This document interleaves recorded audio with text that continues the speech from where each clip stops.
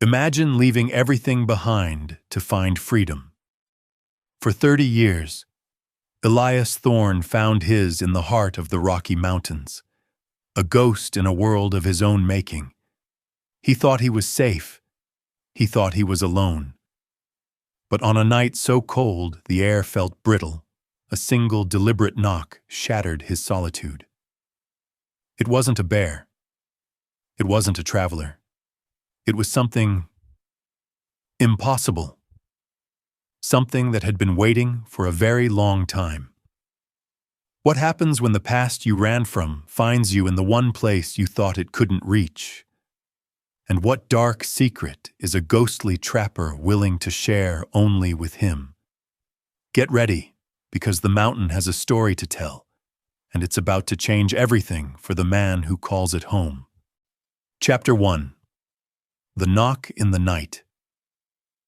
For 30 years, the world hadn't heard of Elias Thorne, and that's exactly how he wanted it. He came to these mountains a boy, running from a life he didn't want, a city that suffocated him. He found his freedom here, in the cold air and the vast silence. His only neighbors were the elk, the wolves, and the whispering wind that told tales of old. His life was a simple rhythm: hunting, trapping, preparing for the long, brutal winter. He found a peace here that no one could sell him. The mountains were his church, the stars his only witnesses. He knew these peaks and valleys better than any mapmaker. He could read the snow for a story of a passing fox or a hungry bear. This was his kingdom, built on resilience and an iron will. He had everything he needed. Or so he thought. The Rockies have their own voice. Sometimes it's a gentle whisper, sometimes a furious roar. Tonight, it was a restless sigh, a warning he felt in his bones. The kind of night when the forest holds its breath and things that should stay hidden come out to play. He dismissed it. A branch, he told himself, the wind playing tricks, but the sound wasn't right. It was too deliberate, too solid. His heart hammered against his ribs. No one ever came this far. Not in 30 years, not in the dead of winter. A flicker of something primal, a mix of fear and curiosity, sparked in his eyes. He slowly unlatched the door, the cold metal biting at his skin. He pulled it open just a crack, enough to see a sliver of the world outside. The wind tore at the opening, bringing with it a gust of freezing air and a swirl of snow. Thorne. The voice was a whisper of ice and forgotten history. It wasn't a question, but a statement. It was a name he hadn't heard in decades, a name he had tried to bury in the snow. He slammed the door shut, the bolt rattling into place. He leaned his back against the rough wood, his breath coming in ragged gasps. He didn't know who or what was out there, but he knew one thing for certain. His quiet, solitary life was over. The past had finally come knocking, and it wasn't leaving without him. He glanced at the window again, his reflection staring back at him. Behind it, in the space where the figure had stood, was nothing but a swirling white expanse of snow, and a single, impossibly clear footprint in the fresh powder. Chapter 2. Life in Solitude. The knock echoed in the empty cabin, a phantom sound that clung to the air long after the door was bolted shut. Elias stood there, his back pressed against the rough-hewn wood, the cold seeping through his thick wool coat. He listened, not to the wind, but to the silence, to the absence of sound that should have been there. No shuffling feet, no distant call, no sign of anyone or anything moving away from the cabin. It was as if the visitor had simply vanished. He crept to the small, grimy window, wiping away the condensation with the back of his hand. His breath fogged the glass again, a ghostly bloom in the firelight.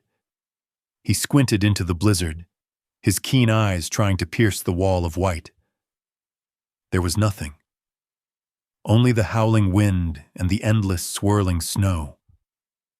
A gust rattled the cabin, a fresh layer of powder dusting the porch. A single, impossibly clear footprint. The memory of it was a cold dread in his stomach. It wasn't the footprint of an animal, but of a man.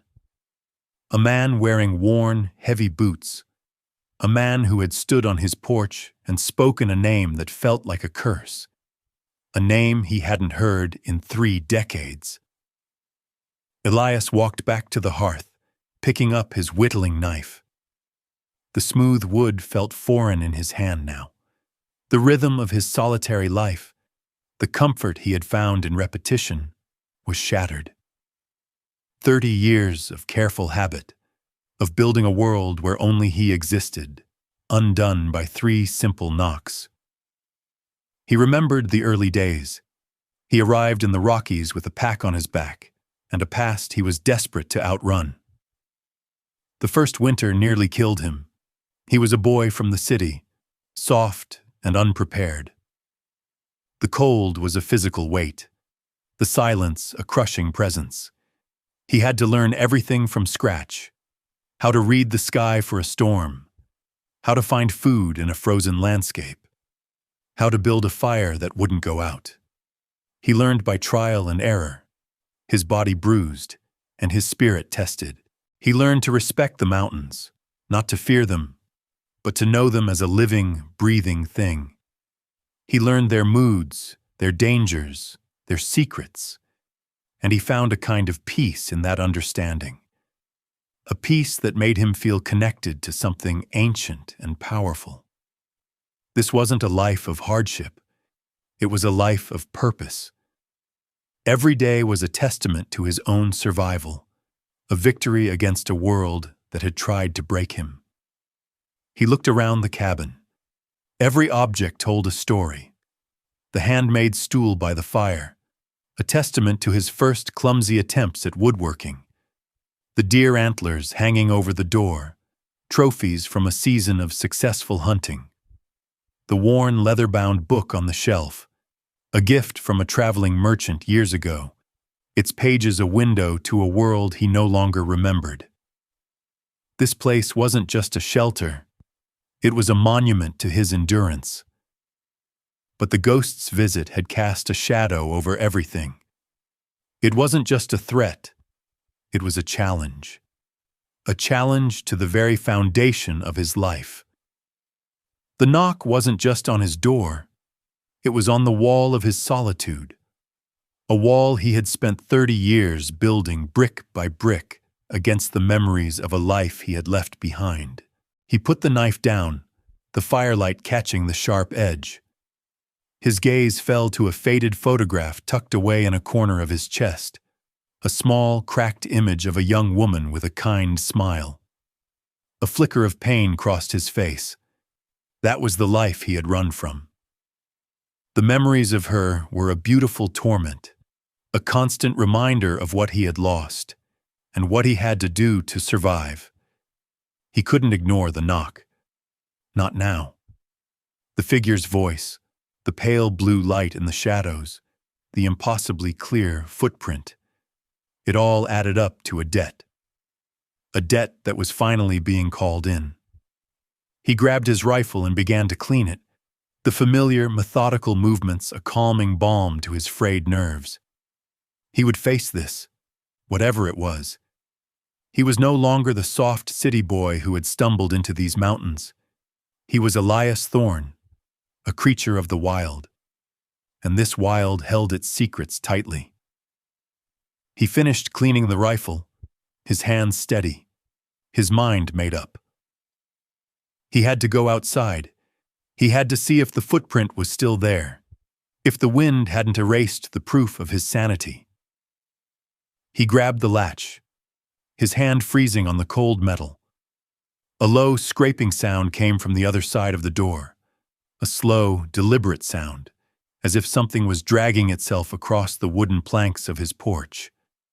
The visitor wasn't gone.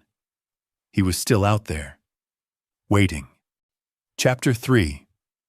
The Ghostly Visitor. The scraping sound stopped as abruptly as it began. Elias stood motionless, his hand still on the door latch, his heart a frantic drumbeat in the sudden, deafening silence. It was a silence that felt heavier than the blizzard, a thick, suffocating blanket that pressed in from all sides. He pulled his hand back, gripping the cold steel of his rifle. He could feel a presence on the other side of the door. A cold, heavy weight that wasn't just the winter air. It felt ancient, patient.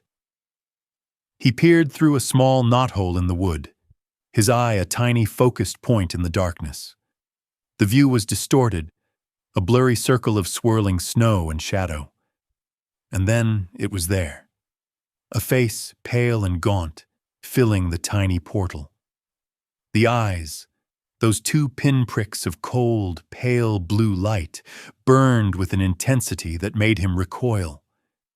He stumbled back, a gasp of air catching in his throat. The figure spoke again, the voice a dry rustle like dead leaves on frozen ground. The sound seemed to come not from the outside, but from all around him. A whisper carried on the very structure of the cabin. "Thorne, I bring a warning." Elias, his mind reeling, gripped his rifle tighter. "What are you?" he demanded, his voice a low, rough growl. "Show yourself!" The door creaked open, slowly, without a sound. The latch had not been touched. It simply yielded. The cold rushed in, carrying the scent of pine and old snow, but also something else. Something like damp earth and a distant campfire. A man stood in the doorway, his silhouette framed by the blizzard. He was tall, thin to the point of emaciation, wrapped in a massive, ancient-looking fur coat.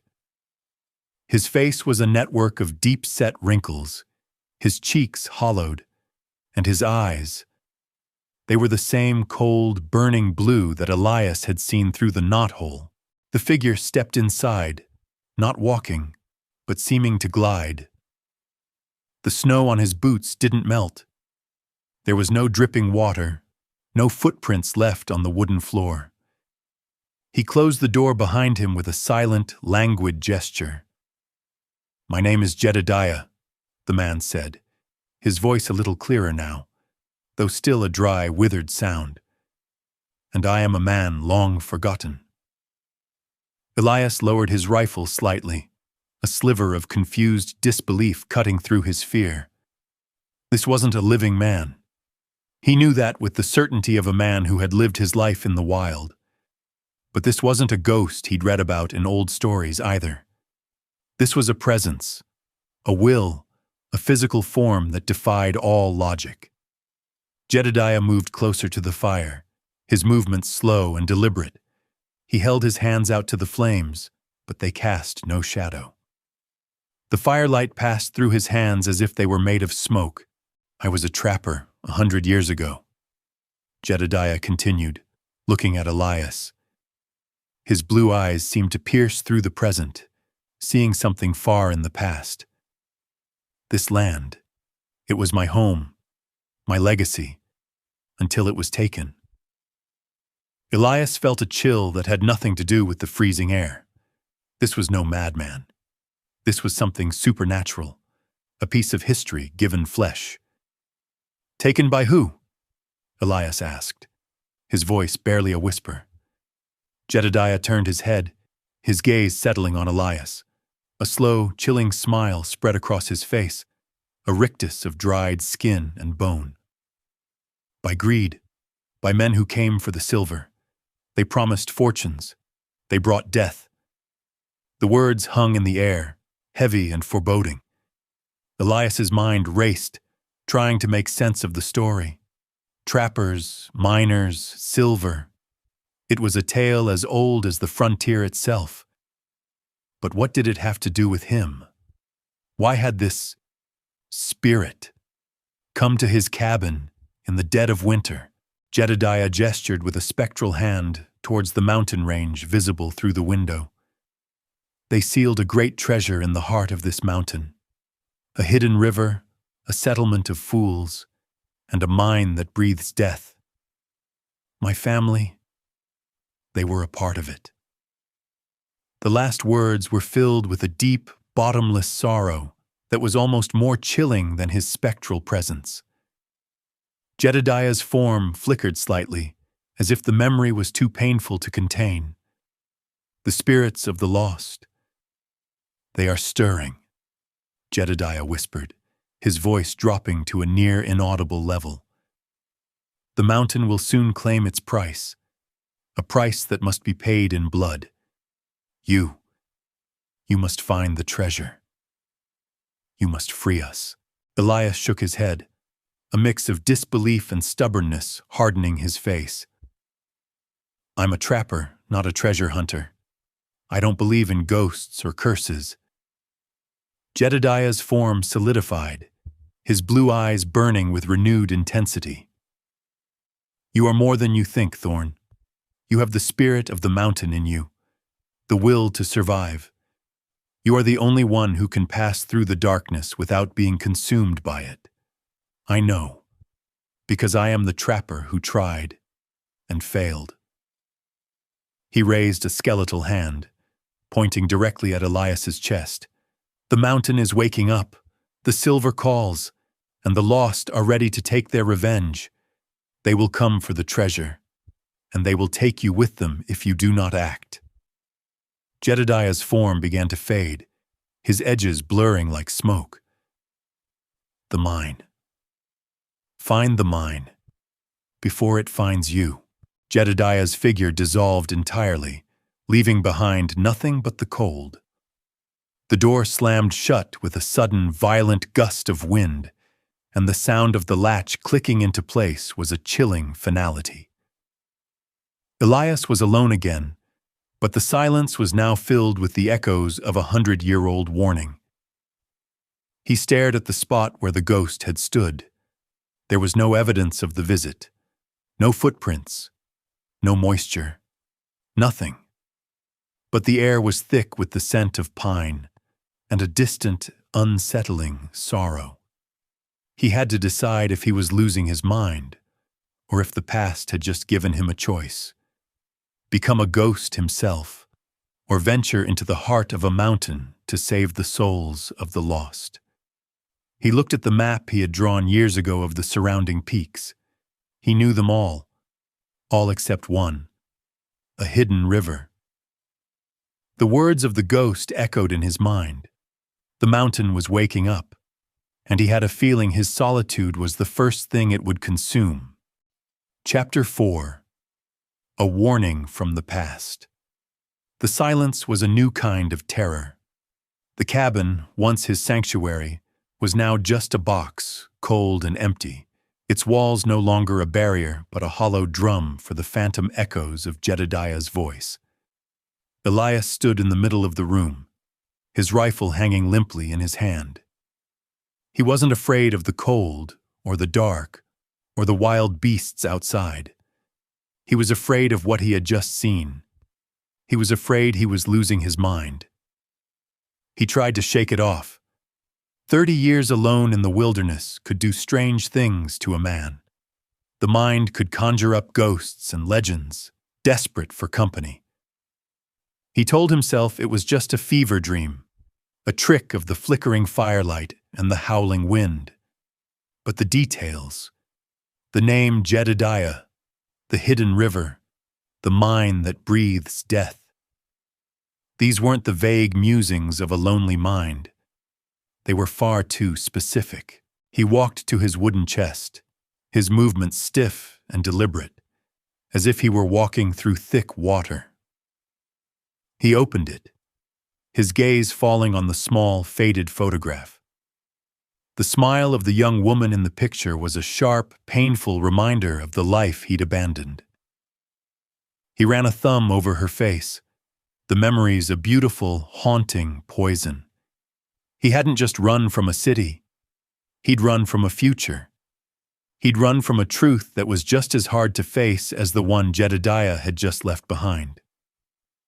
His eyes drifted from the photo to a rolled-up piece of deer hide, a map he had spent years meticulously drawing.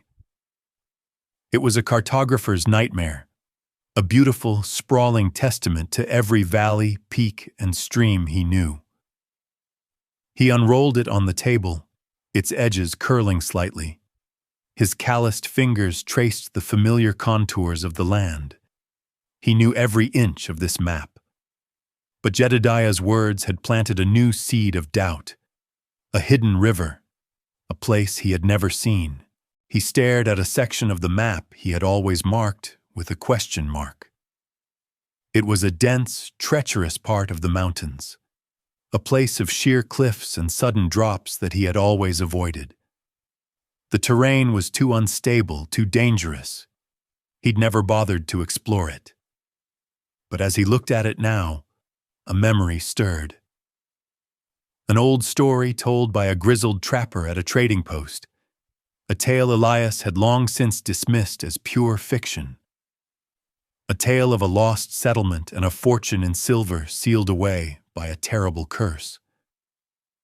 The old trapper's voice, a gravelly whisper in the back of his mind, echoed Jedediah's words.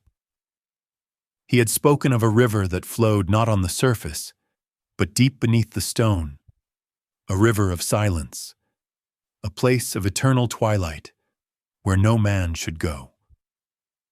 Elias had laughed it off. He had dismissed all the old tales and legends, choosing to believe in the reality of the mountains he lived in. But what if the reality was the legend? What if he'd been living on top of a century-old secret? He closed his eyes, the image of Jedediah's burning blue eyes searing into his mind. He was a trapper, a man of simple needs and simple truths. This was a story of ghosts and curses, of vengeful spirits and hidden fortunes. It had nothing to do with him. He could simply ignore it. The world beyond his cabin was a long way off. He was safe. He was alone. But the ghost had used his name. He had come specifically to him. A sense of a greater purpose, a responsibility he hadn't asked for, began to take root in his mind. He looked down at the map again, his finger hovering over the uncharted territory. He could stay here and wait for whatever was coming, or he could face it. He was no hero. He wasn't a man who sought adventure, but he was a man who survived. And survival, he knew, often meant walking toward the fire, not away from it. His decision was made. He would prepare. He would find this hidden river. He would find this mine. But as he began to roll up the map, a deep, resonating groan shuddered through the cabin. The sound wasn't the wind. It wasn't an animal. It came from beneath the earth, a low, tectonic hum that shook the very foundation of his home. Dust rained from the rafters. The fire in the hearth flared and then dimmed, as if starved of air. The sound grew louder, a mournful, ancient cry that seemed to come from the heart of the mountain itself. The mountain was waking up, and it was calling his name. Chapter 5. Preparing for the Journey. The ground beneath Elias's feet vibrated with a low, primal hum. The cabin groaned around him, a wooden cage rattling in the grip of some unseen force. The fire died down to a few sullen embers, the light fading just enough to deepen the shadows and obscure the details of his familiar home. This was no tremor. This was a voice. The mountain was speaking, and its tone was not of a slumbering giant, but a restless, angry god. Elias had felt the earth move before, a distant, muffled rumble, but this was different. This was a sound he felt in his teeth, a vibration that resonated in the marrow of his bones. It was the mountain's answer to his decision, a confirmation that the ghost's warning was real. The specter of Jedediah was gone, but his message had been delivered with a force Elias could not deny. He moved through the cabin with a newfound sense of urgency, his movements sharp and efficient. He was no longer a man considering an impossible choice. He was a man with a purpose. He had to prepare. He grabbed his largest backpack, a well-worn leather satchel that had carried his life's essentials for 3 decades. He pulled out bags of dried jerky, smoked fish, and hardtack, enough to last him for a long, arduous journey. He filled his canteen with water from the spring-fed bucket. Every action was a testament to his ingrained survival instincts. These were the lessons of 30 years. The mountain had been his brutal teacher, and he had been a diligent student. He was not going on a fool's errand. He was embarking on a mission. He knew the risks. The mountains were a world of unforgiving extremes.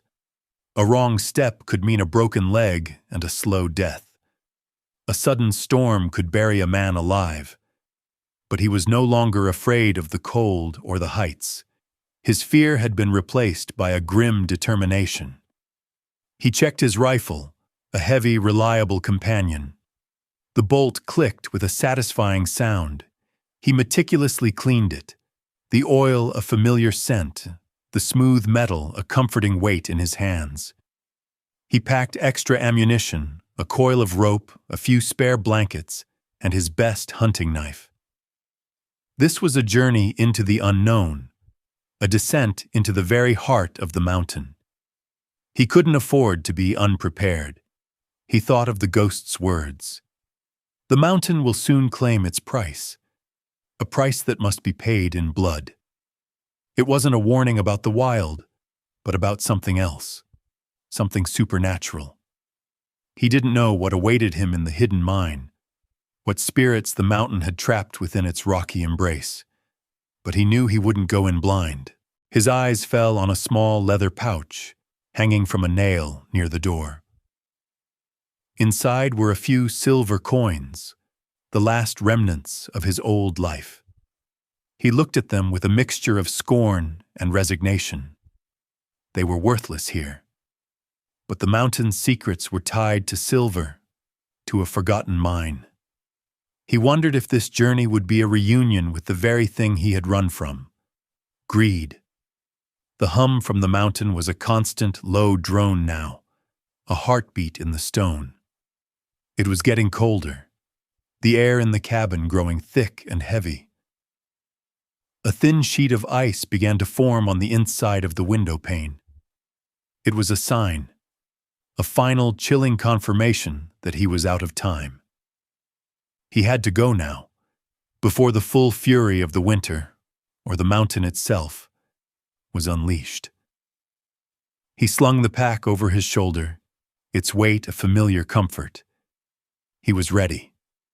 He was ready for the wilderness, but was the wilderness ready for him? He took a final look at his cabin, the fire now barely aglow, the shadows long and menacing. This was the last time he might see it as his home, his sanctuary. He was leaving behind the only life he had known for 3 decades. He had run from his past, but now he was walking directly into a forgotten history. He opened the door and stepped out into the night. The snow had stopped, and the air was still and crisp, but a new kind of cold clawed at his skin. It wasn't the cold of the blizzard, but something else entirely. A silence so profound it felt like a scream. In the distance, a sound broke the stillness, not a groan or a hum, but a faint rhythmic clang of metal on stone, like a pickaxe, deep in the heart of the mountain, and it was getting closer. Chapter 6. First Steps into the Wild.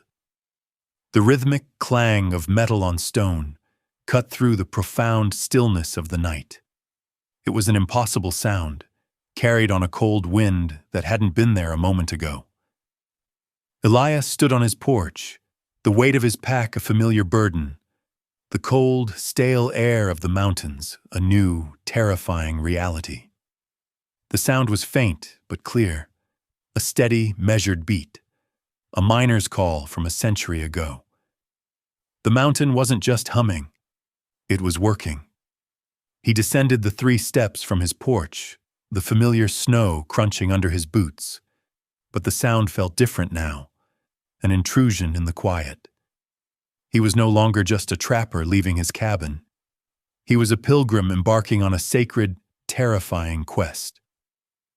The moon, now a sliver of cold silver, cast long, distorted shadows that danced with the ghosts in his mind. He pulled his hat low, his gaze fixed on the imposing, jagged silhouette of the mountain he had called his home for 30 years. He knew its trails like the lines on his own hand. He knew the hidden paths, the treacherous shortcuts, the places where a man could lose his way forever. But the path to the hidden river was not on any of his maps. It existed only in the ghost's words and in the legend he had long since forgotten. He would have to find it by instinct, by a feeling in his bones, a sense he had honed over decades of solitary life. The mountains had taught him to trust his gut, to listen to the whispers of the wind, to the stories the animals left behind in the snow.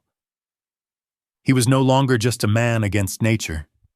He was a man against history, against a curse, against a past that refused to stay buried. He headed east, away from his usual trapping grounds, toward the uncharted, unforgiving part of the mountain. The air grew colder, and the rhythmic sound of the pickaxe became a little more distinct, a little more urgent. It was like a metronome, counting down the time he had left. The moon disappeared behind a ridge, plunging the world into a deep, consuming darkness. He relied on the light of the stars and the faint, ghostly glow of the snow. Hours passed.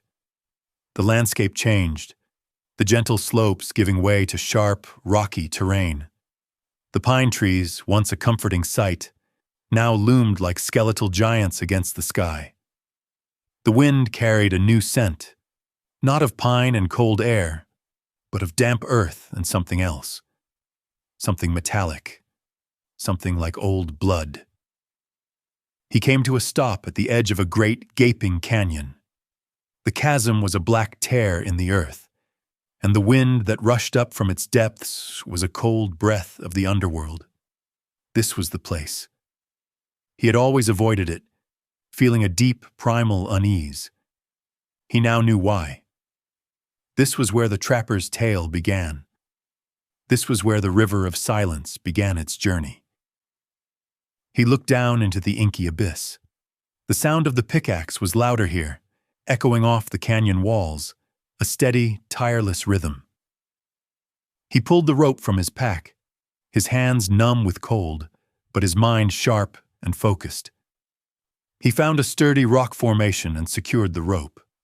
The path down was perilous, treacherous, and invisible in the darkness. He took the first step, his boots finding a precarious foothold on a narrow ledge. One slip, one mistake, and he would be swallowed by the darkness forever. He moved slowly, deliberately, a single living thread descending into a world of stone and shadow. He could hear the low hum of the mountain again, not a tremor now, but a purr of anticipation. It was waiting for him. And in the depths of the canyon, a light flickered far below. A cold, pale blue light. The same light he had seen in the ghost's eyes. It beckoned to him. It was a beacon, or a trap. He didn't know which, but he was already committed. He was already going down. He had taken his first steps into the wild, and there was no turning back. Chapter 7. Into the Frozen Forest. Elias descended into the canyon, a shadow against the starlit snow, following the cold, pale blue light that flickered in the darkness below. The air grew stiller, heavier, the wind from above a distant memory.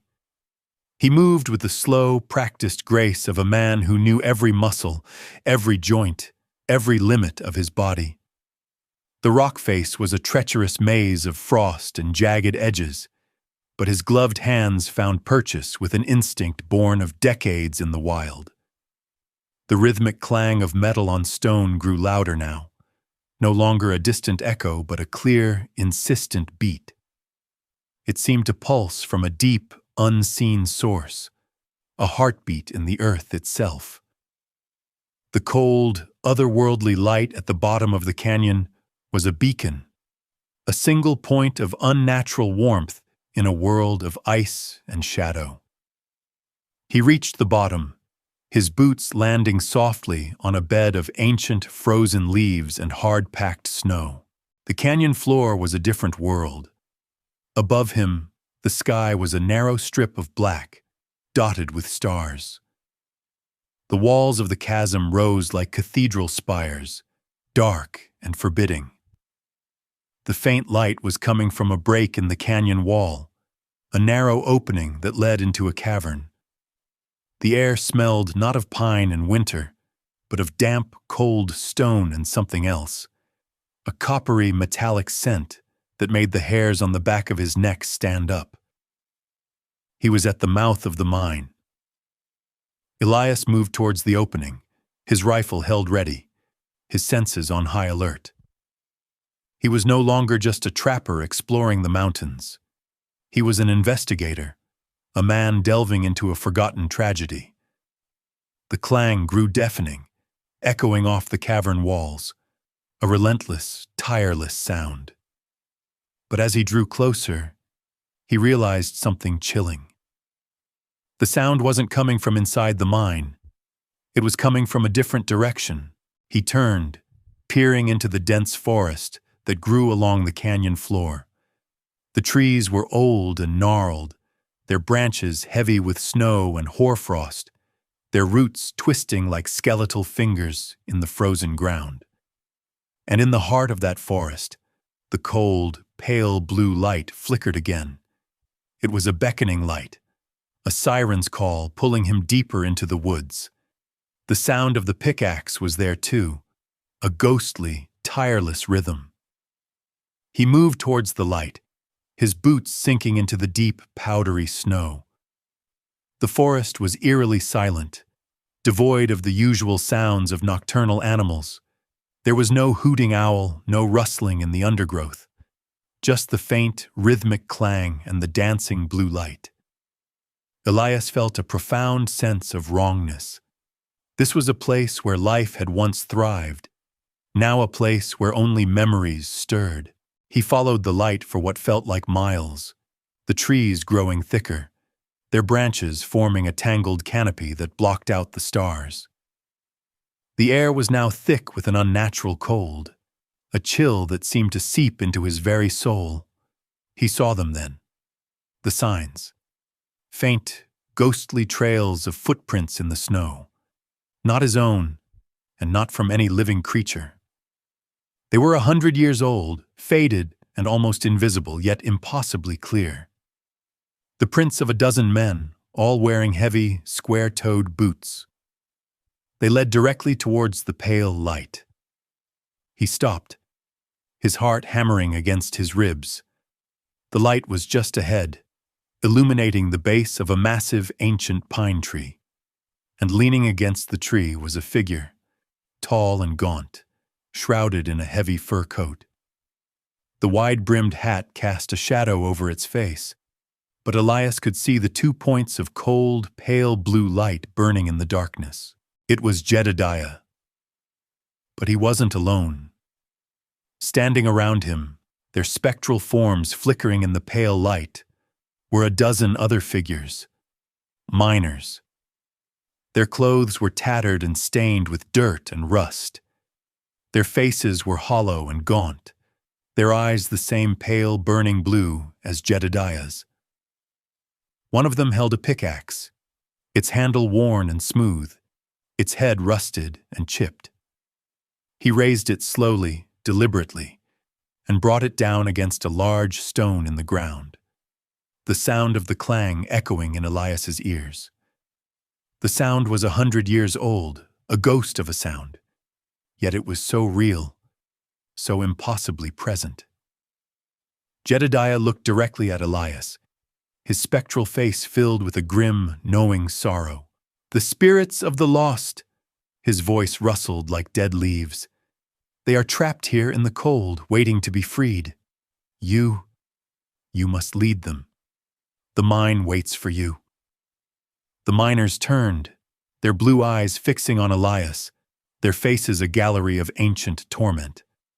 And as they stared, a low, guttural moan rose from the ground beneath their feet, a sound of profound suffering. The frozen forest was not just a forest. It was a grave, and the spirits of the dead were expecting him. Chapter 8. Memories of the Past. The sight of the miners, their ghostly forms flickering in the pale blue light, was a chilling confirmation of everything Elias had feared.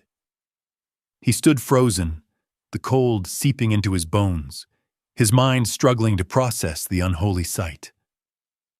Their eyes, the same unnervingly cold blue as Jedediah's, were fixed on him.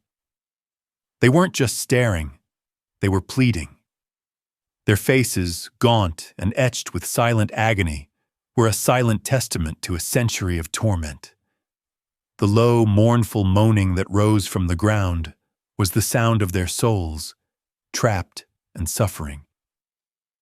Elias had seen death in the mountains. He had seen animals fall to the unforgiving cold, and he had come across the skeletal remains of men who had lost their way. But this was different. This was not the silence of the dead. This was the clamor of the lost, a clamor only he could hear. He had been a man of logic, a man who relied on what he could see, touch, and feel. But now, in the heart of this haunted forest, his entire world had been turned upside down. He thought back to the photograph in his cabin, to the young woman with the kind smile. He thought of the life he'd run from, a life of warmth and connection. He had left it all for this: solitude, silence, and a past he thought he could outrun. He had believed the physical distance was enough, that a few thousand miles would be a permanent barrier. But Jedediah's visit had shown him the brutal truth. You can't outrun your past. It will always find a way to catch up. He had been a ghost himself for 30 years, a memory for those he left behind. Now he was standing among the real ghosts, a mirror of his own chosen existence. They had a similar emptiness in their eyes, a similar sense of being trapped between worlds. They were waiting for something, for someone. And Jedediah had made it clear. They were waiting for him. One of the miners, his skeletal hand still on the spectral pickaxe, took a step towards Elias. Its form flickered, a faint outline of a man, then a solid, tangible presence. The air grew colder, the chill cutting through Elias's thick coat. The figure raised a hand, not in a threatening gesture, but in a plea. The ghostly miner pointed a trembling finger towards the entrance to the cavern, the mouth of the mine. The silver," the miner whispered, his voice a dry, echoing sound of rustling rock. "The treasure." Jedediah's voice, raspy and dry, broke through the chorus of moans. "They were promised a fortune, Thorne. They came for the silver, but they found a curse. They are trapped by their own greed. The mountain won't let them go. The mine, it breathes death, and it's calling to them." The moaning intensified, a chorus of agony. The miner's eyes glowed brighter, a desperate, silent plea. Elias understood now. The treasure wasn't just silver, it was something else. A secret, a lie, a reason for their suffering, and the mountain was stirring, ready to swallow more souls. He looked from the miners to Jedediah, a wave of profound sorrow washing over him. This wasn't a warning, it was a cry for help. 100 years ago, a group of men had made a deal with the devil, and now their souls were paying the price. He had to enter that mine, not for the treasure, but to understand what had happened. He had to confront this forgotten history and face the reason why the mountain was so angry. He took a step towards the cavern, his boots sinking into the snow. The ghostly miner's eyes followed him, their moans a little less desperate, a glimmer of hope in their cold, blue light. He was no longer running. He was walking into a place of profound danger, a place where time had stood still, a place where the line between the living and the dead was as thin as a thread. He was about to enter the hidden river, and he had a chilling suspicion that once he did, there would be no turning back. Chapter 9. Signs of Danger. The low, mournful moaning of the lost miners faded as Elias took his first steps toward the cavern. The ghostly figures, their eyes still burning with that desperate pale blue light, watched his every move. He didn't look back. His focus was on the jagged, dark opening in the canyon wall, the mouth of a mine that Jedediah had called a place that breathes death. He felt the cold fear that had been gnawing at him since the first knock on his door, but it was overshadowed by a profound sense of purpose. He was no longer just a man surviving. He was a man with a debt to a group of ghosts, a debt he was inexplicably compelled to pay. As he drew closer to the cavern entrance, the air grew even colder, thick with the smell of damp earth and rust. The rhythmic clang of metal on stone had stopped. The silence was now absolute, a heavy, suffocating presence that pressed in from all sides. He could feel a profound wrongness, a sense of an ancient wound in the earth itself. He raised his rifle, the cold steel a familiar comfort against the bone-deep chill. He stopped just outside the entrance, his boots scuffing on the hard-packed, frozen ground. The opening was a dark, gaping maw, a black hole in the rock that seemed to swallow all light. A small wooden sign, rotted and covered in a century of moss and grime, hung precariously from a rusty nail. He scraped the grime away with his knife, revealing a single, almost faded word: silver. The word was a grim, final testament to the greed that had brought these men here, and the promise that had sealed their fate. He entered the mine, his breath a white cloud in the suffocating darkness. The passage was narrow, the walls rough and uneven. He ran his hand along the cold stone, a layer of slick moisture and something else, a thin black dust clinging to his fingertips. The air was stale and heavy, and the silence was so complete he could hear the frantic thump of his own heart. He was walking into a tomb, a place where time had ceased to exist. He thought of the miners in the forest, their ghostly forms and silent pleas. They were trapped here, in the cold, waiting for something to release them.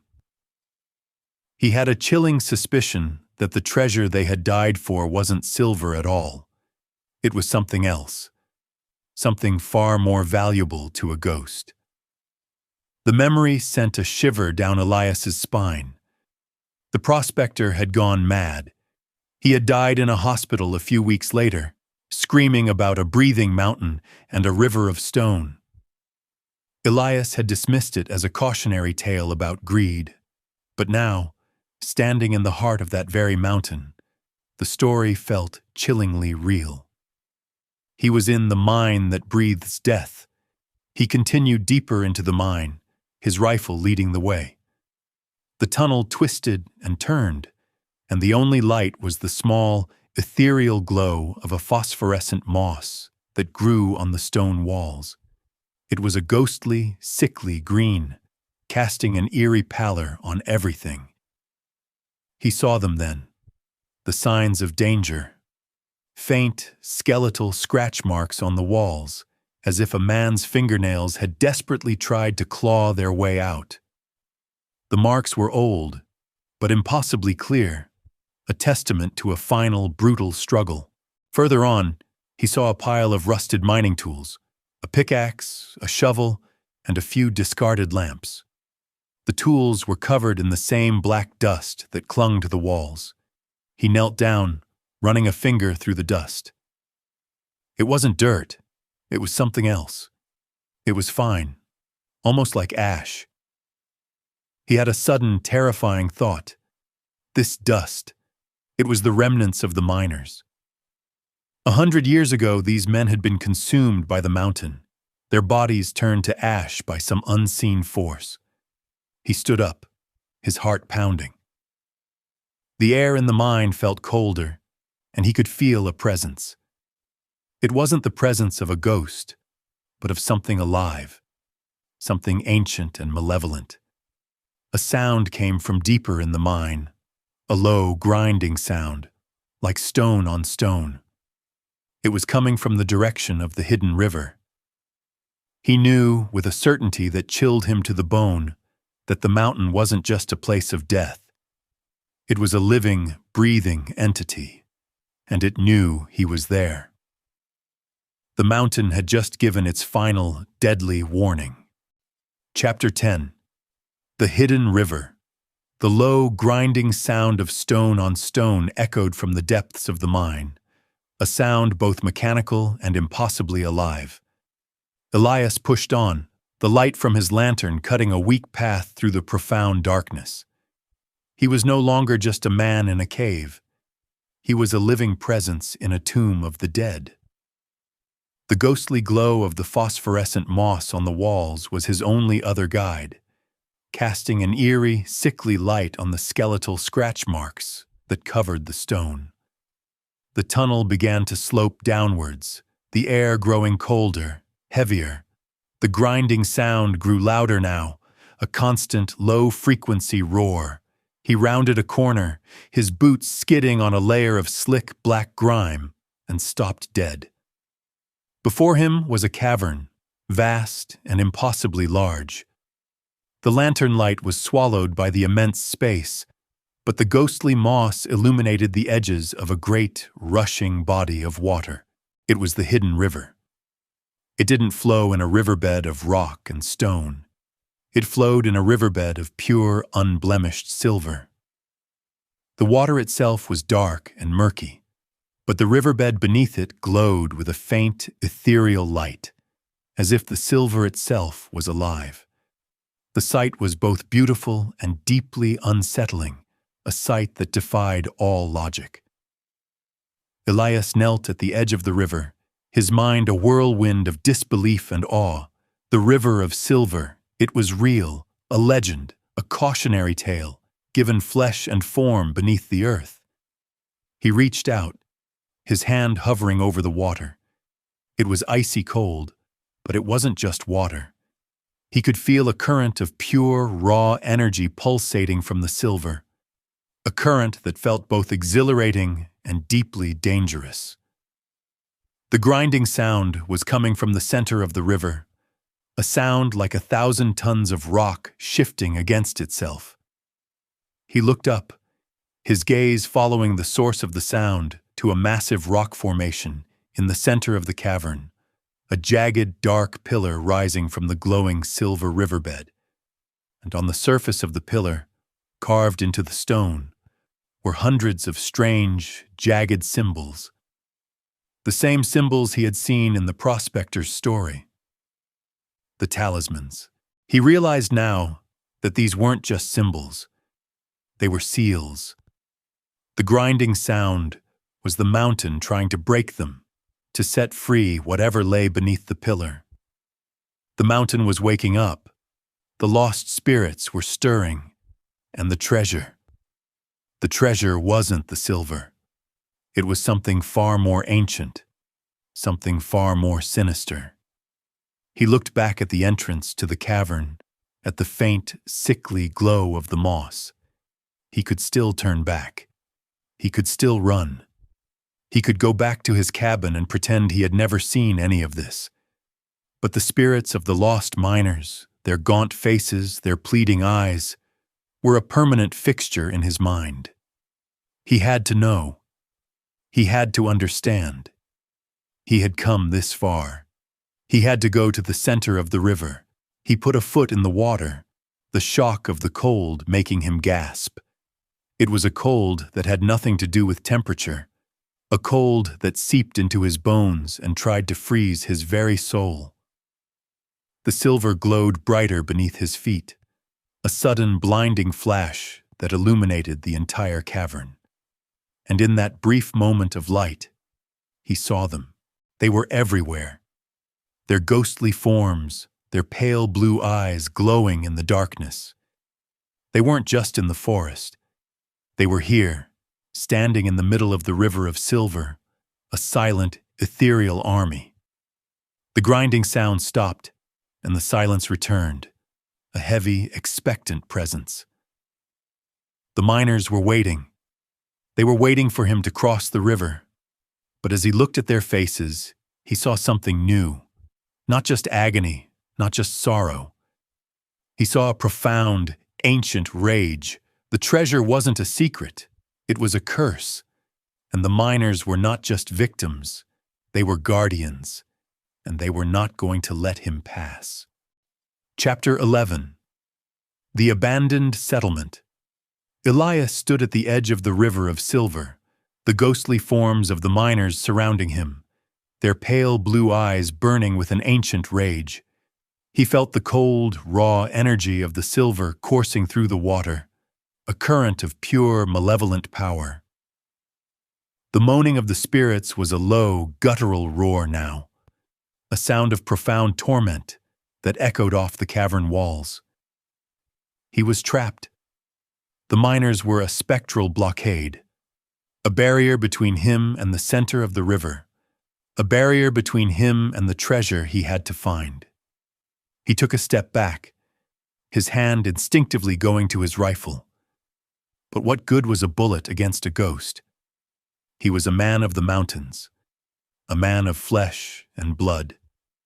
And he was facing an enemy a century old, an enemy that had no form and no fear. He realized now that this was a test. The miners weren't just guarding the treasure. They were testing him, judging him. They were looking for a sign of the same greed that had sealed their own fate. He lowered his rifle, his mind racing. He had to think like a trapper, not a soldier. He had to outwit them, not fight them.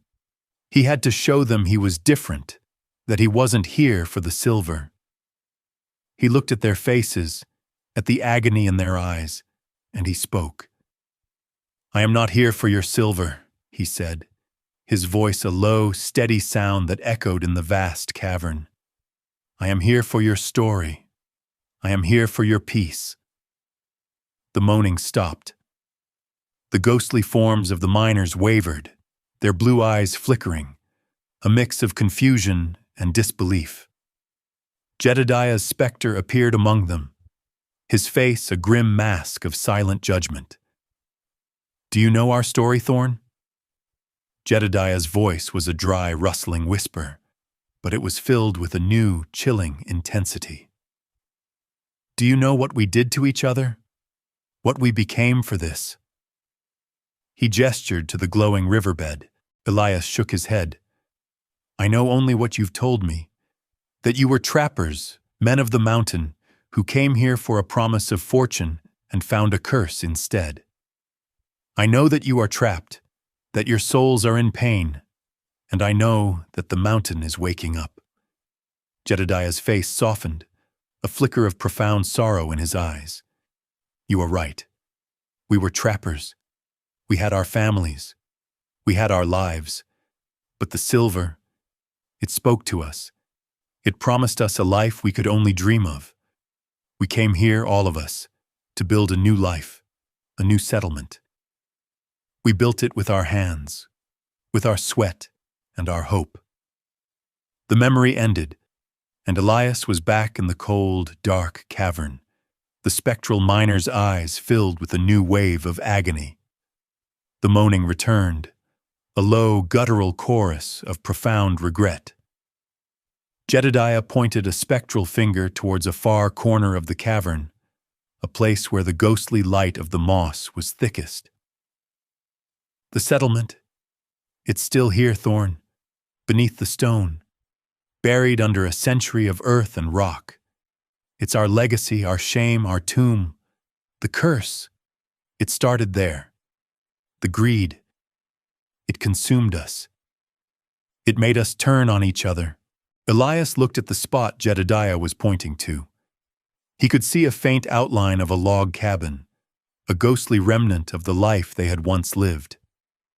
It was the first time he had seen a sign of their humanity, a sign of what they had lost. The treasure wasn't a fortune. It was a tragedy. It was their story. Jedediah's voice was a tired whisper now, filled with a bottomless sorrow. You must go to the settlement, Thorne. You must find what we buried there. The final piece of the puzzle. The key to our freedom. The curse. It can only be broken by a man who understands what we lost. A man who has no desire for the silver. The ghostly miners parted, their forms dissolving like smoke, a clear path now open to the heart of the cavern. Elias felt a profound sense of relief, but also a new wave of fear. He had been given a chance to prove his worth, and he had passed the first test. But now he had to face the settlement, the place where the curse had begun, the place where the men had been consumed by their own greed. He looked towards the faint, spectral outline of the cabin, and he had a chilling premonition that the final piece of the puzzle, the key to the curse, was not an object. It was a terrible, unholy truth. And the mountain was not going to give it up easily. Chapter 12. Into the mine. The ghostly miners had vanished, their forms dissolving like smoke, leaving Elias with a clear path to the heart of the cavern. He was no longer on solid ground. He was standing on a causeway of pure, unblemished silver, a treacherous path of frozen terror in the middle of a river of secrets. The moaning had stopped, replaced by a profound, echoing silence. He could feel the raw, humming energy of the silver beneath his boots, a cold, malevolent power that tried to claw its way into his very soul.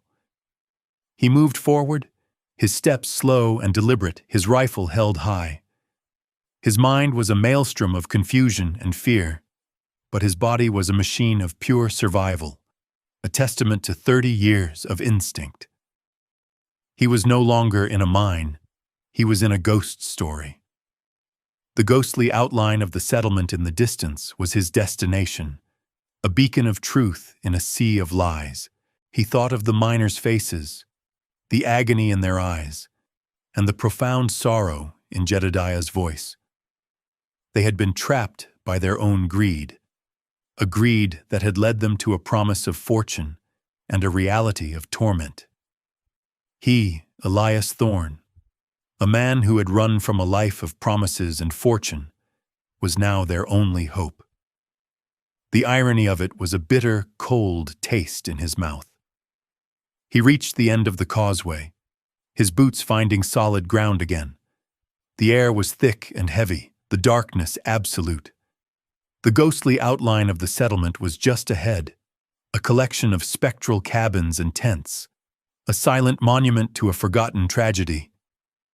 He moved toward it, his lantern casting long, dancing shadows that played tricks on his mind. He saw them then. The signs of a struggle. A ghostly pickaxe, its handle worn and smooth, lay next to a spectral axe, their edges dulled with 100 years of rust. A broken crate lay on its side, the name Thorne burned into its wood. Elias froze, his heart pounding. The name. It was the same as his. Not a coincidence.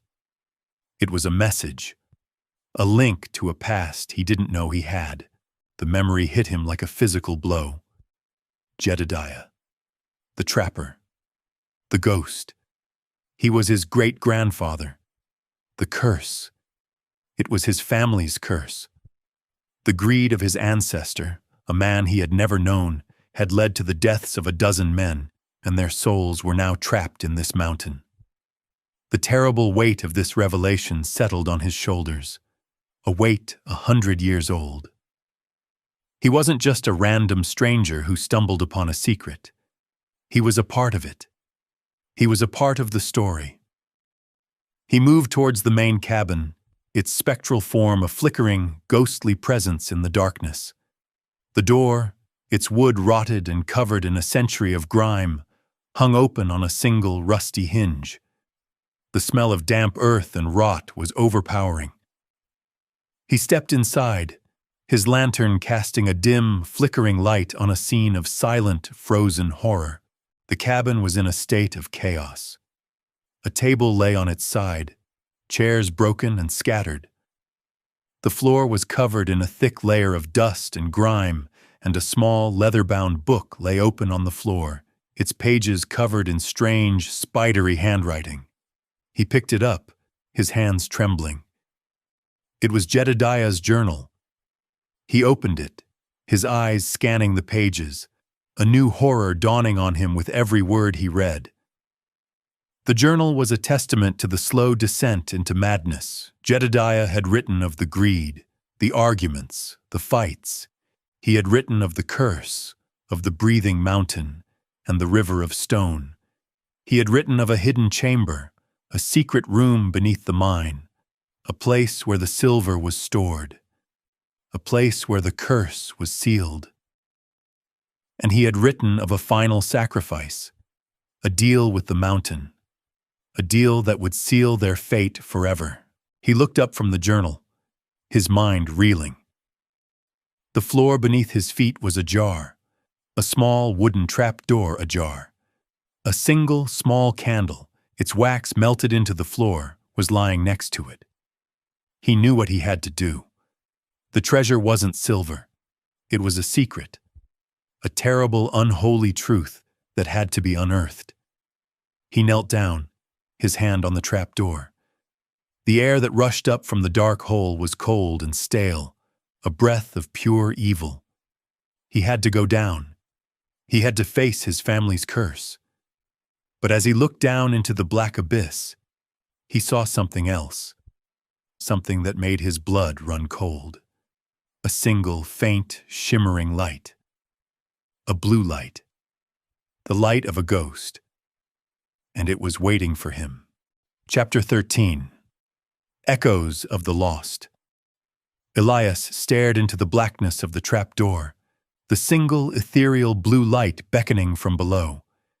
It was the same light he had seen in the ghost's eyes, a cold, unholy glow that promised a terrible truth. He knew what he had to do.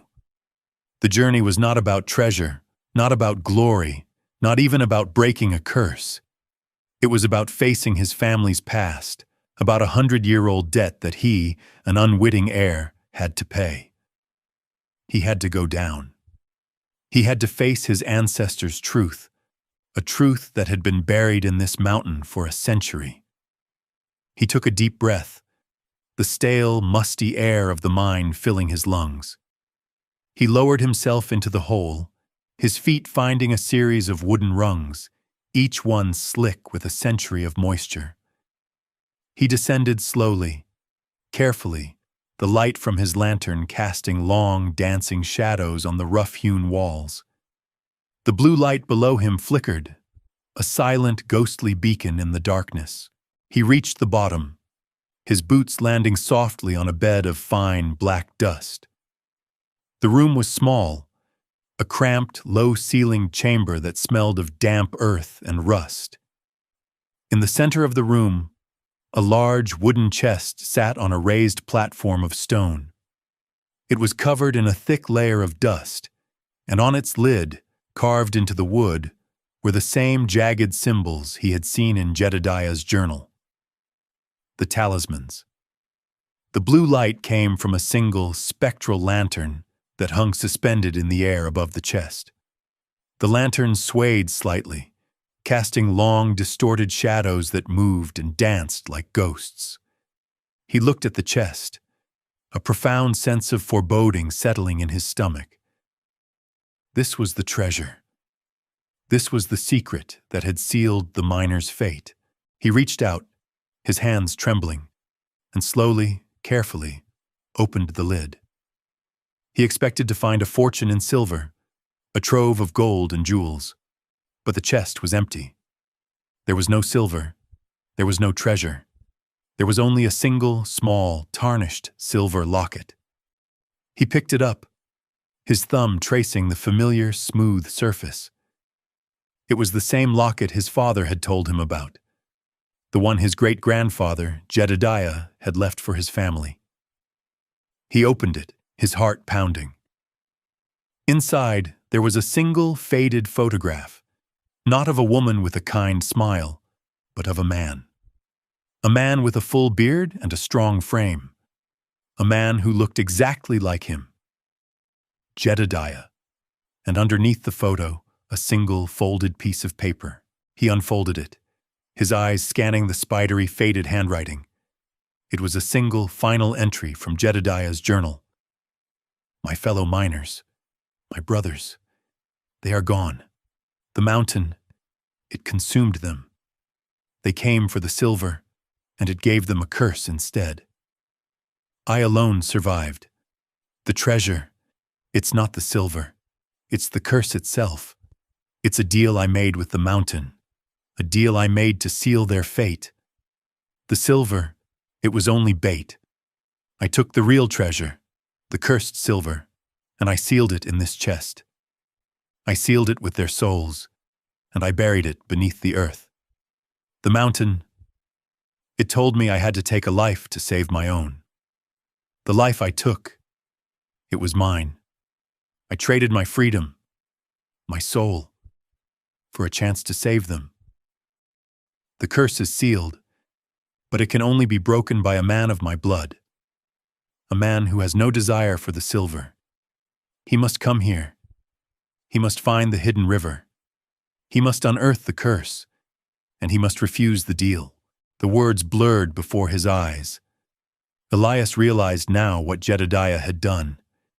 He had sealed the curse, not with silver, but with the souls of his fellow miners, a human sacrifice to the angry mountain, and he had trapped their souls here, a constant reminder of his great-grandfather's terrible choice. A low, mournful moan filled the chamber, a sound of profound torment and regret. The blue light from the lantern began to flicker wildly. The air grew colder, heavier. A dozen ghostly figures, their pale blue eyes burning with an ancient rage, materialized around him. The miners. They had followed him. They had been watching him. Their moaning was a sound of fury now, a chorus of anger and betrayal. They were angry at Jedediah. They were angry at the curse. And now, they were angry at him. The man who had a deal to refuse. A deal that they, in their tormented state, could not resist. He was the one who could break the curse. But they were not going to let him go easily. He had to refuse the deal. But how could he refuse a deal he didn't even know existed? He looked at the empty chest, at the journal, at the ghosts surrounding him, and he knew with a terrifying certainty that the treasure wasn't a secret at all. It was a choice he had to make. And the ghosts of the lost were not going to give him a choice at all. Chapter 14. The Deal. The ghostly miners surrounded Elias, their pale blue eyes burning with an ancient rage, their silent fury a physical weight in the small, cramped chamber. The air grew impossibly cold, and the moaning of the lost souls was a low, guttural roar that seemed to shake the very foundations of the mountain. He was trapped. He was a prisoner in a tomb a century old, a prisoner of his own family's past. He looked at the empty chest, at the locket, at the journal, at the ghosts, and he knew with a chilling certainty that the final chapter of this story had yet to be written. Jedediah's specter appeared, its form wavering in the ethereal light of the ghostly lantern. His face was a mask of profound sorrow and regret. He looked not at Elias, but at the miners, at the men he had betrayed. They want it all. Jedediah's voice was a tired, dry whisper. The mountain promised them a fortune, and it delivered a curse. They are trapped by their greed, and they cannot be released, not until the deal is completed. The miners began to move, their spectral forms gliding towards Elias. Their hands, thin and bony, reached out, their moaning a silent, terrible plea. They weren't trying to harm him. They were trying to take him, to make him one of them, to make him a part of the deal. Elias backed away, his rifle held high, but it was a useless weapon against a ghost. His mind raced. What was the deal? What had his great-grandfather done? He looked at the journal, at the final scribbled entry. The mountain told me I had to take a life to save my own. The life I took, it was mine. I traded my freedom, my soul, for a chance to save them. Jedediah had sacrificed himself, his soul, to a curse, in a desperate attempt to free his men. But he had failed. He had only trapped them further, a single ghostly miner, his face a rictus of eternal torment, lunged at Elias. Its form passed through him, a jolt of icy cold that made him gasp. He felt a sudden, profound sense of exhaustion, a deep, bone-weary weariness that tried to drag him to his knees. He was losing his life force. The ghosts were feeding on him, on his living energy. They were trying to make him one of them. Jedediah's specter appeared between Elias and the miners, his form solidifying for a moment, his eyes filled with a new, urgent light. The deal, Thorne. The mountain offers a deal. It offers you the treasure, the silver, in exchange for a life. A life you must take to save yourself. You are the only one who can refuse it. You must refuse the deal. You must refuse the mountain's curse. Before it consumes you too. A new light filled the chamber. It wasn't the cold, ethereal glow of the lantern. It was a bright, blinding flash. A flash of pure, unadulterated silver light that came from the walls, from the floor, from the empty chest. The entire room began to hum, a deep, resonating sound that shook the very foundations of the earth. The air was filled with the smell of raw metal, of pure, untarnished greed. And in the center of the room, a new object began to form. It was a single, perfect bar of silver. It hummed with a powerful, dangerous energy. It was a trap. The ghostly miner's eyes focused on the silver bar, a sudden, insatiable hunger in their gaze. Their moaning was a desperate, pained plea. They were lost. They were slaves to their own greed. They wanted the silver. They wanted the deal. Jedediah's voice was a whisper, filled with a bottomless sorrow. They want you to take it, Thorne. They want you to make the deal. They want you to become one of them, a slave to the silver. But you must not take it. You must refuse the deal. You must refuse the mountain's curse. Refuse the deal, Thorne. Refuse the deal. Elias looked from the glowing silver bar to the tormented faces of the miners, to the mournful eyes of his ancestor. He knew what he had to do. He had to refuse the deal. But how could he refuse a deal that was only a promise? A deal that was a temptation, a test, a curse. He knew what he had to do. He had to refuse the deal. But the temptation, the promise of a life he had never known, a life of peace and prosperity, was a powerful, silent voice in his mind. He was no longer a man in a cave. He was a man in a test of his will, a test of his resolve. He had to refuse. But the ghosts, they were a silent, powerful force, a force that was trying to make him take it. He had to refuse the deal. He had to refuse the mountain's curse. He had to walk away from a fortune to save his soul, and he had a chilling premonition that the mountain would not give him a second chance. The mountain was waiting for his answer, and the ghosts, they were watching. Chapter 15. Refusal and Resolution. The air in the chamber crackled with a raw, ancient energy. Elias stood before the floating bar of pure silver, its surface glowing with an unholy light that cast grotesque shadows on the walls. The ghostly miners, their faces a gallery of torment, were a silent, desperate chorus. Their pale blue eyes, fixed on the silver, held a profound hunger, a century-old craving for the very thing that had doomed them. The deal was laid bare. Take the silver and find a cursed eternity. Refuse it, and maybe, just maybe, find a way out. Jedediah's form flickered, a look of agonized hope in his eyes.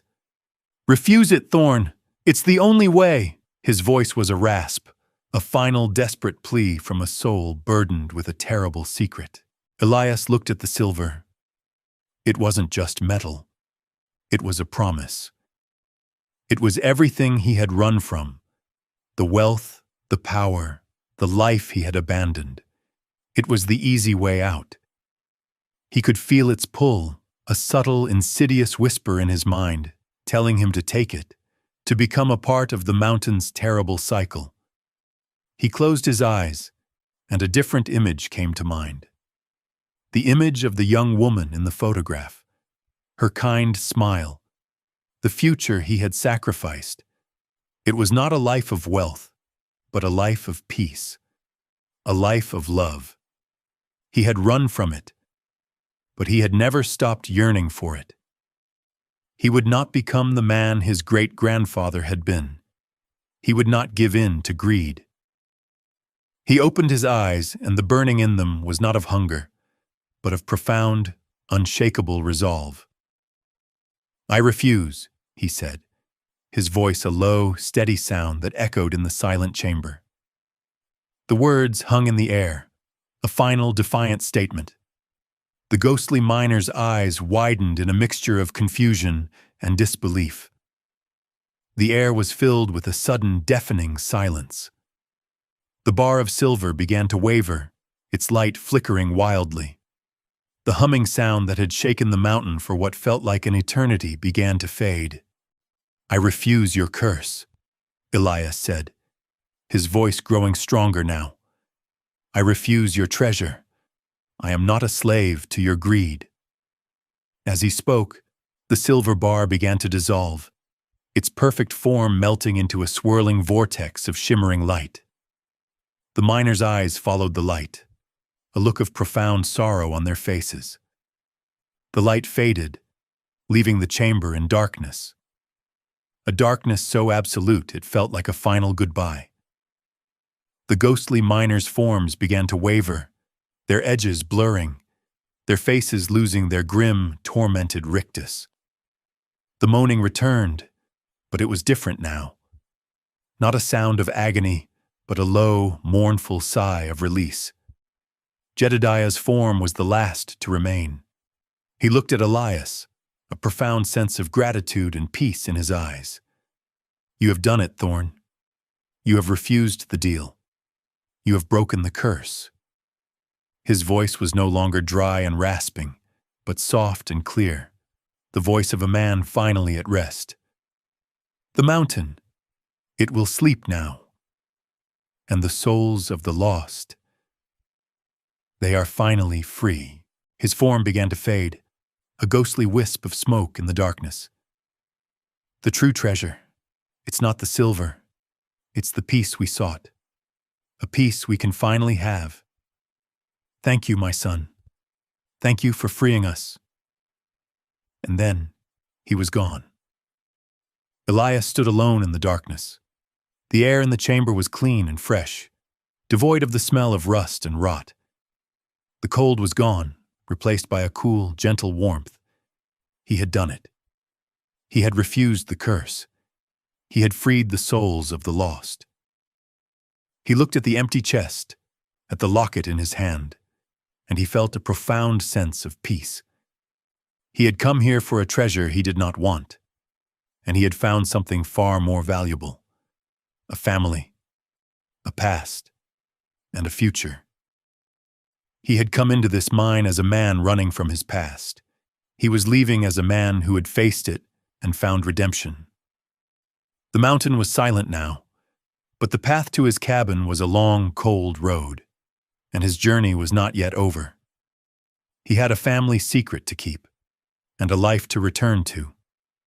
A life that had a new kind of purpose, a purpose of his own making, a purpose that had nothing to do with silver and everything to do with peace. The final echoes of the lost had faded, but their story would live on. He was about to write the final chapter of his own story, the final chapter of the mountain's story, and he was ready for it. The mountain had a new guardian now, and his name was Elias Thorne. Chapter 16. Return Journey.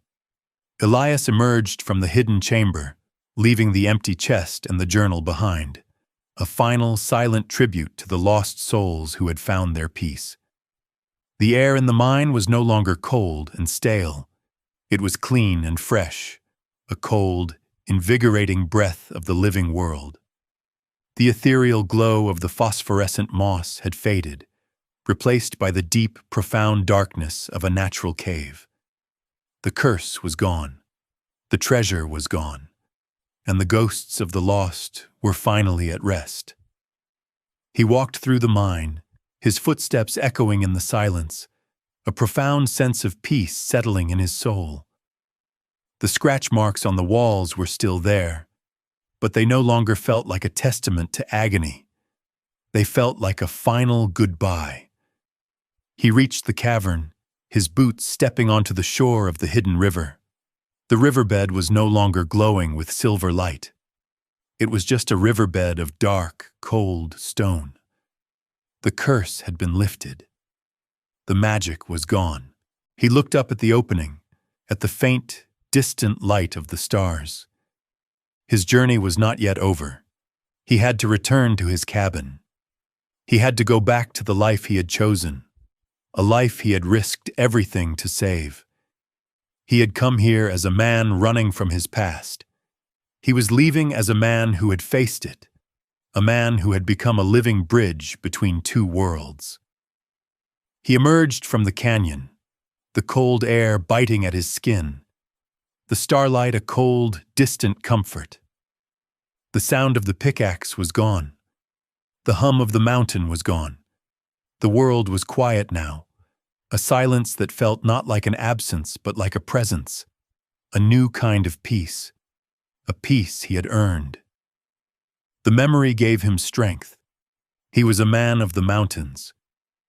He had faced down ghosts and curses and a family secret a century old. He had walked into the heart of a curse and had walked out with his soul intact. He was no longer just a trapper. He was a guardian. He had a story to tell, a story that would never be told, a story that would be his own, a story that would be a silent, powerful testament to the truth of the mountain. He walked through the frozen forest, his boots crunching in the snow. The trees were no longer skeletal giants. They were living, breathing things, their branches laden with snow, their roots a network of life.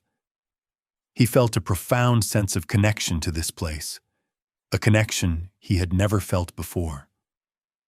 The mountain was no longer just his sanctuary. It was his home, a home he had saved from a terrible, unholy fate. The journey back was long and arduous, but he was no longer alone. The spirits of the lost were with him, not as ghostly tormentors, but as silent, grateful companions. He could feel their presence, a low, peaceful hum, a silent, powerful thank you. They had found their peace, and they had given him a new kind of peace in return. He saw the light of his cabin then, a small, flickering beacon in the vast, silent darkness. It was a sight that made his heart swell with a profound sense of belonging. He had come here a boy running from his past. He was returning a man who had faced his past and found a future. The final, terrible part of his journey was over. He was home. But the story was not yet finished. The mountain was silent, but it would have its secrets. And Elias Thorne, the mountain man, was now the keeper of those secrets. The final chapter of his story was about to begin, the final chapter of the mountain story, and he was ready for it. The mountain had its secrets, and he was the keeper of those secrets, and he was ready for what would come next. Chapter 17. Back at the cabin. The final chapter of Elias's journey was a walk back into a life he had almost lost. He saw the cabin then, its silhouette a familiar comfort against the dark sky. A thin curl of smoke rose from the chimney, a silent promise of warmth and safety.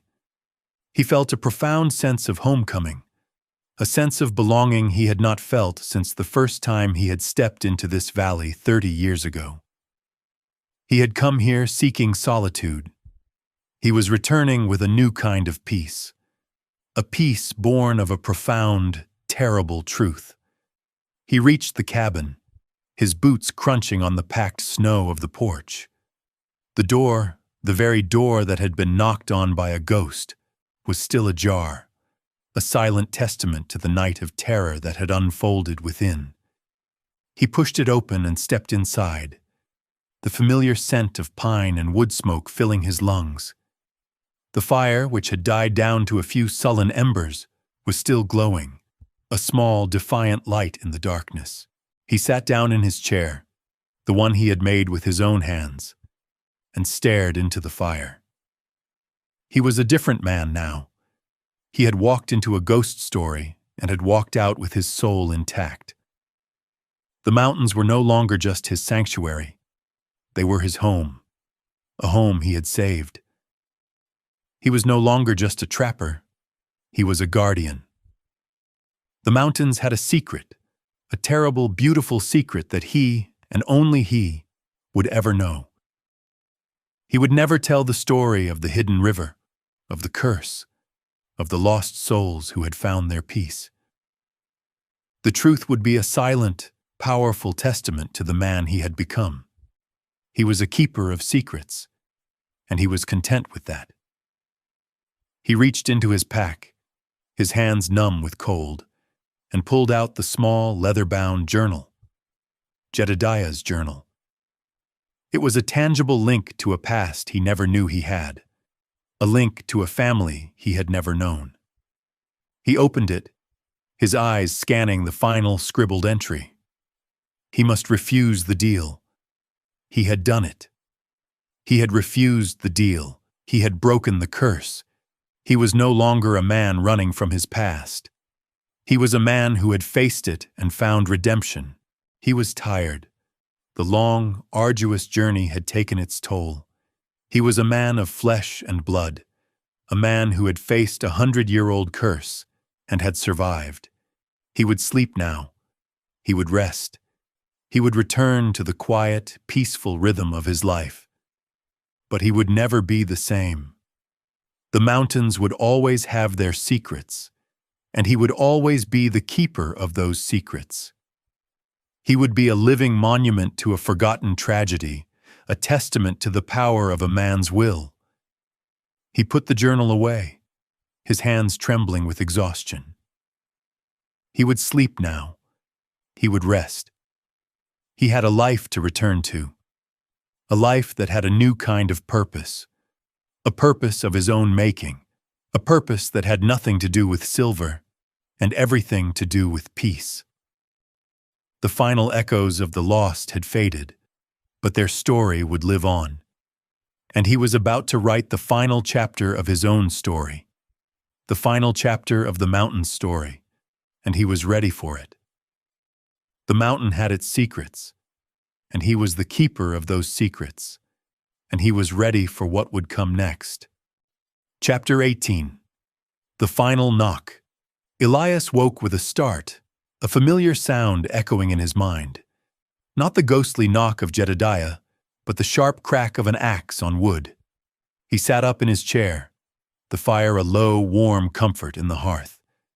The sun was a bright, blinding light, a stark contrast to the darkness of the mine.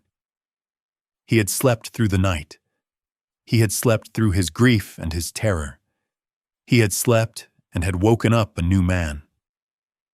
He walked to the window, the cold glass a shock against his cheek.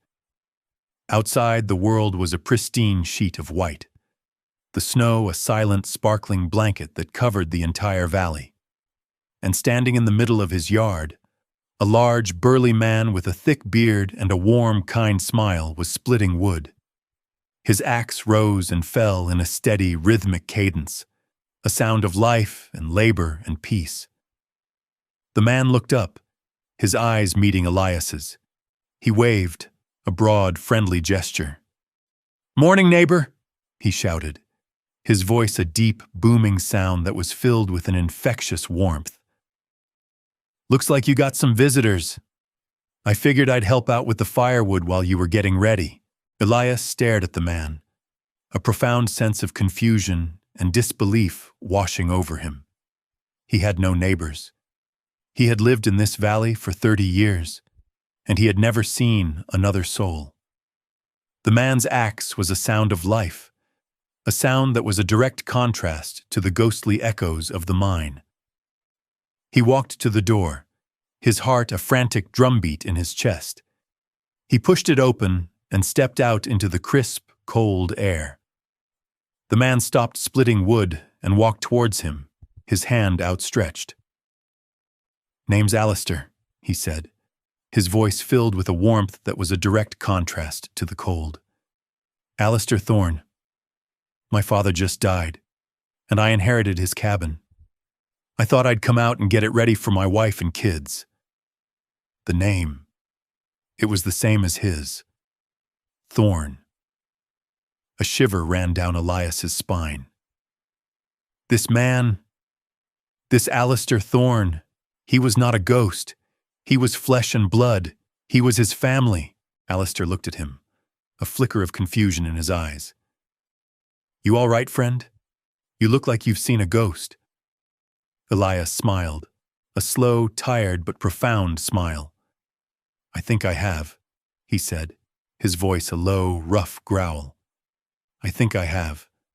Alistair looked at him, his brow furrowed.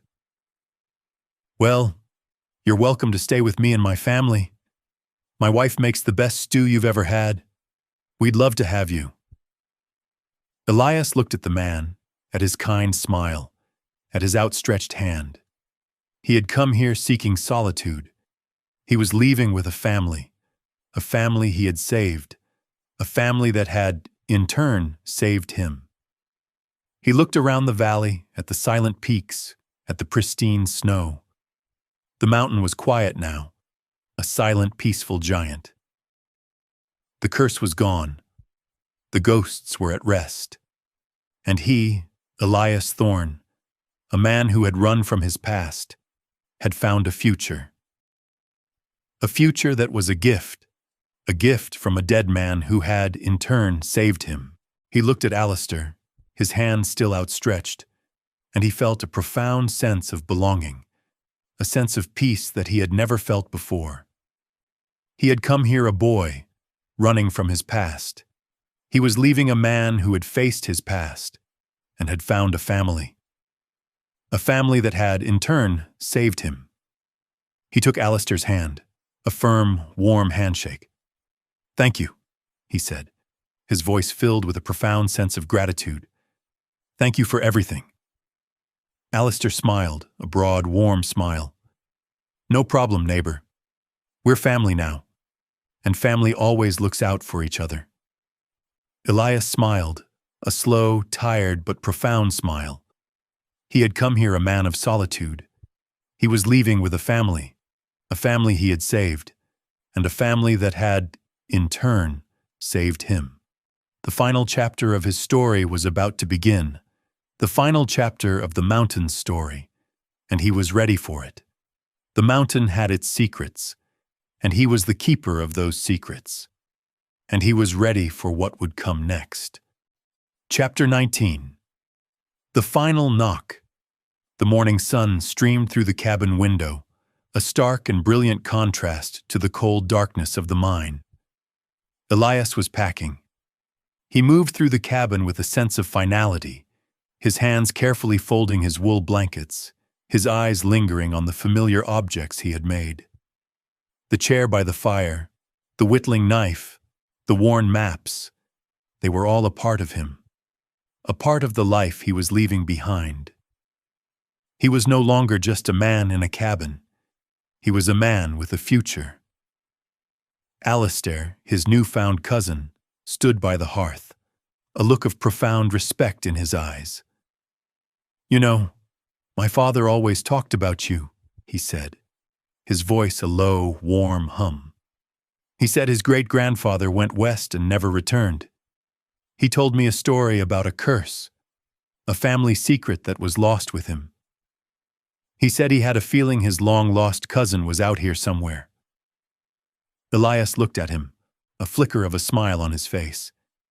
He reached into his pack and pulled out the locket and the journal. He handed them to Alistair. "Your family's curse is gone," he said, his voice a low, steady sound. "The secrets, they are at peace. This is your inheritance. The truth." Alistair looked at the locket, at the faded photograph of Jedediah. He looked at the journal, a silent monument to his family's past. A profound sense of awe and disbelief washed over his face. "Thank you," he said, his voice a choked whisper. "Thank you, Elias." Elias nodded. He looked around the cabin, at the simple, beautiful life he had built for himself. He had come here seeking solitude, running from a world he didn't want. He was leaving with a family, with a past he now understood, and a future he was no longer afraid of. The mountains were no longer his sanctuary. They were his home, and he was the guardian of their secrets. He walked to the door, his hand on the latch. He took one final look at the cabin, at the fire that had kept him warm for 30 years, at the home that had saved him from a world of noise and greed. He was ready to leave. He was ready to face the world. Alistair was already outside, loading Elias's pack into the back of a large wooden sleigh. He was a man of the world, a man who had not known the silent terror of a ghost, the bone-deep cold of a curse. He had no idea what had transpired within these walls, and Elias was content to let it stay that way. The truth was his own. He stepped out onto the porch, the cold air a sharp, invigorating shock against his skin. He closed the door behind him, the latch clicking into place with a sound of finality. He had come here a boy, and he was leaving a man. He had come here seeking peace, and he was leaving with a family. He had come here to escape his past. He was leaving as a keeper of his past. And then it came. A sound. Not a knock on the door. Not a groan of the mountain. Not the ghostly voice of Jedediah. It was a low, peaceful hum, a sound that resonated deep within the earth, a sound of profound contentment and rest. It was a sound he felt in his bones, a sound that filled the valley with a gentle, calming presence. It was the mountain's final goodbye.